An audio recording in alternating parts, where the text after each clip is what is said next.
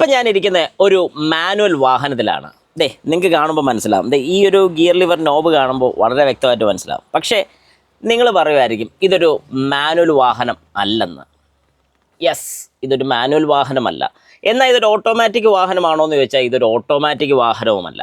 രണ്ടും കൂടെ കൂടിച്ചേർന്ന ഒരു വാഹനത്തിലാണ് ഞാനിപ്പോൾ ഉള്ളത്. അതായത് AMT അഥവാ ഓട്ടോമേറ്റഡ് മാനുവൽ ട്രാൻസ്മിഷൻ എന്ന് പറയുന്നൊരു വാഹനത്തിലാണ് ഞാനിപ്പോൾ ഉള്ളത്.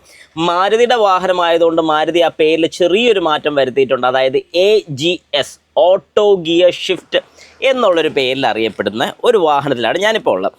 അപ്പോൾ ഈ വാഹനത്തിൻ്റെ പ്രത്യേകതയല്ല ഞാൻ ഇന്ന് പറഞ്ഞു തരാൻ വേണ്ടി പോകുന്നൊരു കാര്യം എന്ന് പറഞ്ഞാൽ ഇതൊരു മാനുവൽ വാഹനം തന്നെയാണ് എന്ന് ഞാൻ പറഞ്ഞപ്പോഴേക്കും കുറച്ച് പേർക്ക് സംശയം തോന്നി. അങ്ങനെയല്ലല്ലോ, ഇത് ഞങ്ങൾ സ്ഥിരം ഓട്ടോമാറ്റിക് ആയിട്ടാണല്ലോ ഓടിക്കുന്നത്. കാരണം D മോഡ് എന്ന് പറഞ്ഞ ഒരു മോഡ് ഇതിൽ വരുന്നുണ്ട്. അതായത് നിങ്ങൾക്ക് കാണാൻ സാധിക്കുന്ന പോലെ റിവേഴ്സ്, ന്യൂട്രൽ, ഡ്രൈവ്, ഇത്രയും കാര്യങ്ങൾ കൃത്യമായിട്ടൊരു ഓട്ടോമാറ്റിക് വാഹനത്തിൽ വരുന്നതല്ലേ. പിന്നെ എങ്ങനെയാണ് ഇതൊരു ഓട്ടോമാറ്റിക് അല്ല ഒരു മാനുവൽ വാഹനം എന്ന് പറഞ്ഞതെന്ന് ചോദിച്ചു കഴിഞ്ഞാൽ ഇവിടെ M എന്ന് പറയുന്നൊരു മോഡും കൂടെ വരുന്നുണ്ട്. ഈ ഒരു മോഡിലോട്ട് എൻഗേജ് ചെയ്യിക്കാൻ വേണ്ടി ലെഫ്റ്റിലോട്ട് ഈ ഗിയർ ലിവർ മാറ്റിക്കഴിഞ്ഞാൽ ഇത് മാനുവൽ മോഡിലോട്ട് ഷിഫ്റ്റ് ആകുന്നതായിരിക്കും. പലരും, അതായത് AMT യൂസ് ചെയ്യുന്ന പലരും മാനുവൽ മോഡിൽ വാഹനം ഓടിച്ച് കാണില്ല. പക്ഷേ ഉറപ്പായിട്ടും നിങ്ങൾ ചെയ്യേണ്ട ഒരു കാര്യം എന്ന് പറഞ്ഞാൽ മാനുവൽ മോഡിൽ ഈ ഒരു വാഹനം ഓടിച്ചിരിക്കണം. അത് ഓടിക്കാൻ ഒരുപാട് സിറ്റുവേഷൻസ് ഉണ്ട്. അതായത് നമ്മൾ വാഹനം ഓടിക്കുന്ന സമയത്ത് നമുക്ക് സ്പീഡിൻ്റെ കൺട്രോള്, ബ്രേക്കിങ്ങിൻ്റെ കൺട്രോള്, കാര്യങ്ങളൊക്കെ നമുക്ക് കുറച്ചുകൂടെ എഫക്റ്റീവായിട്ട് ചെയ്യാൻ സാധിക്കുന്നത് മാനുവൽ മോഡിൽ തന്നെയാണ്. ഞാൻ അതിനെക്കുറിച്ചൊരു ഡീറ്റെയിൽ വീഡിയോ ഉടനെ കൊണ്ടുവരുന്നുണ്ട്, ഡ്രൈവിങ്ങിൻ്റെ രീതിയും കൂടി. ഇപ്പോൾ ജസ്റ്റ് നിങ്ങൾക്ക് ഇത് ഞാനൊന്ന് പറഞ്ഞ് മനസ്സിലാക്കി തരികയാണ്. അതായത് ഇത് ശരിക്കും ഒരു ഓട്ടോമേറ്റഡ് വാഹനമാണ്. അതായത് ഒരു ഓട്ടോമാറ്റിക് ആണോ എന്ന് ചോദിച്ചാൽ ഓട്ടോമാറ്റിക് ആണ്, മാനുവൽ ആണോ എന്ന് ചോദിച്ചാൽ മാനുവലും ആണ്.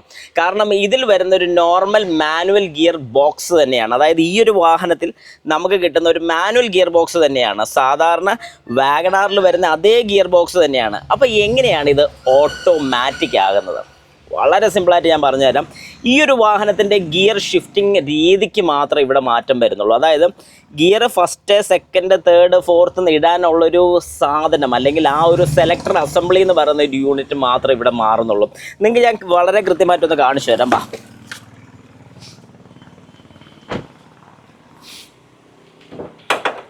ഇപ്പം നമുക്കിവിടെ കാണാൻ സാധിക്കുന്നത് ഈ ഒരു യൂണിറ്റ്, ഇതാണ് നമ്മുടെ AMT എന്ന് പറയുന്ന ഒരു യൂണിറ്റ്. അതായത് ഈ ഒരു ഫുൾ അസംബ്ലി.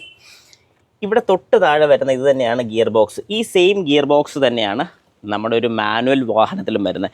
ഞാനൊരു മാനുവൽ വാഗണാറും കൂടെ ജസ്റ്റ് ഒന്ന് കാണിച്ചിട്ട് അപ്പോൾ നിങ്ങൾക്ക് അതിൻ്റെ ഒരു വ്യത്യാസം വളരെ കൃത്യമായിട്ട് മനസ്സിലാവും. ഇതും ഒരു വാഗണാർ തന്നെയാണ്. ഇവിടെ നിങ്ങൾക്ക് ഇതേ കാണാൻ സാധിക്കും ആ ഗിയർ ബോക്സിൻ്റെ സെയിം ഗിയർ ബോക്സ് ആണ് ഇവിടെ വരുന്നത്.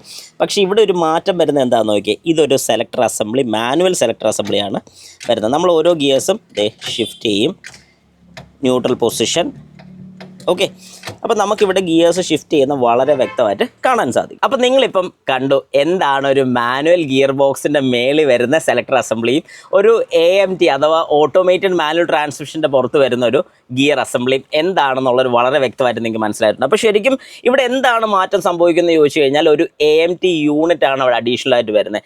ഈ AMT യൂണിറ്റ് നമ്മുടെ വാഹനത്തിൻ്റെ ഡ്രൈവ് ചെയ്യുന്ന പല ഡാറ്റാസും എടുത്ത് വാഹനത്തിൻ്റെ സ്പീഡ്, ആക്സിലറേറ്റർ കൊടുക്കുന്ന രീതി, ബ്രേക്ക് അപ്ലൈ ചെയ്യുന്നതിൻ്റെ രീതി, ഇതെല്ലാം നോക്കി അതിൻ്റെ ഡാറ്റാസ് കളക്ട് ചെയ്ത് ഇൻക്ലൂഡിങ് നമ്മുടെ വാഹനത്തിൻ്റെ സ്പീഡിൻ്റെ ഡാറ്റയും കൂടെ എടുത്തതിന് ശേഷമാണ് വാഹനത്തിൻ്റെ ഗിയർ ഷിഫ്റ്റ് ചെയ്യുന്നത്. അപ്പോൾ നിങ്ങൾക്ക് ഇപ്പോൾ ഏകദേശം ഒരു ഐഡിയ കിട്ടിയിട്ടുണ്ട് ഇതൊരു മാനുവൽ വാഹനമാണോ ഓട്ടോമാറ്റിക് വാഹനമാണോ എന്ന് ചോദിച്ചാൽ ഇത് ശരിക്കും ഒരു ഓട്ടോമാറ്റിക് വാഹനം തന്നെയാണ്. പക്ഷേ ഇവിടെ നമുക്ക് മാനുവലായിട്ടും ഡ്രൈവ് ചെയ്യാൻ സാധിക്കും. പക്ഷേ മാനുവലായിട്ട് ഡ്രൈവ് ചെയ്യുന്നതിന് ഒരുപാട് ലിമിറ്റേഷൻസ് വരുന്നുണ്ട്. നമുക്ക് സാധാരണ രീതിക്ക് സാധാരണ ഒരു മാനുവൽ വാഹനം ഓടിക്കുന്ന പോലെ ഒരു കാരണവശാലും ഈ വാഹനം ഓടിക്കാൻ സാധിക്കത്തില്ല. ഇതിൻ്റെ ഡ്രൈവിങ്ങിനെ കുറിച്ചൊരു ഡീറ്റെയിൽഡ് വീഡിയോ ഉടനെ തന്നെ നമ്മുടെ ചാനലിൽ വരുന്നുണ്ട്. ജസ്റ്റ് ഒന്ന് വെയിറ്റ് ചെയ്തേക്കാം.